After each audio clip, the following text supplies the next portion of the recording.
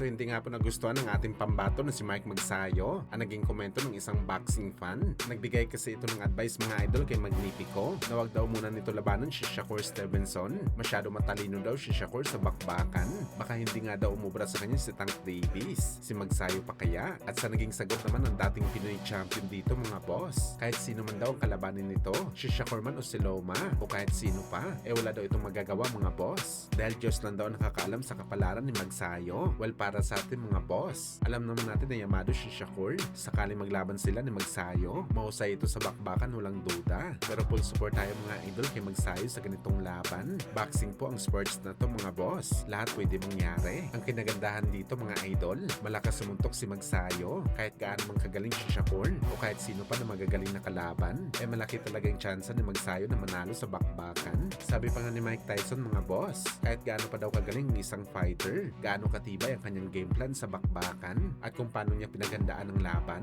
may iba daw ang lahat ng to mga idol. Kapag natamaan ito ng malakas na suntok ng kalaban, maglalaho daw talaga ang focus mo sa bakbakan kapag nahilo ka sa suntok ng kalaban. Kaya para sa atin mga boss, merong palag talaga si Magsayo sa mga kagaya ni Shakur sa bakbakan.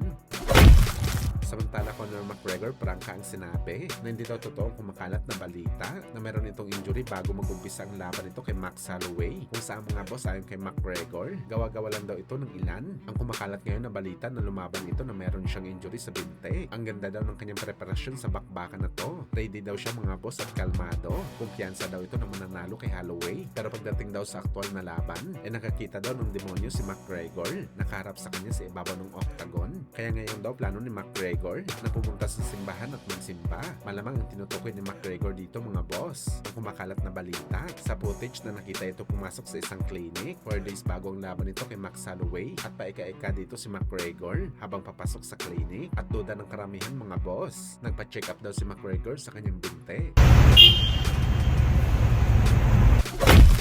Sa kabilang banda naman mga idol, ang ating pambansang kamao Manny Pacquiao, meron daw malaking sorpresa para sa kanyang mga boxing fans. Kung saan meron daw si Pacman big announcement sa kanyang next fight. Kaya abangan natin to mga boss. Sa ngayon maraming option si Pacman. Una na nga dito ang paglaban nito kay Liam Paro para sa IBF welterweight title. At ang pangalawa dito mga boss, sa mga hindi po nakakaalam, merong rumors sa social media na bibitawan daw ni Devin Haney ang kanyang WBO title sa 147 pounds. Dahil plano daw nito pumirma sa Sopa Boxing para kalabanan itong si Shakur, kaya mababakante ang WBO. At alam naman natin mga boss, na-rated ngayon si Pacman sa WBO sa 147. Isa pa itong super champion si Boss Manny dati. Ibig sabihin pwede talaga ito mapalaban sa WBO title fight.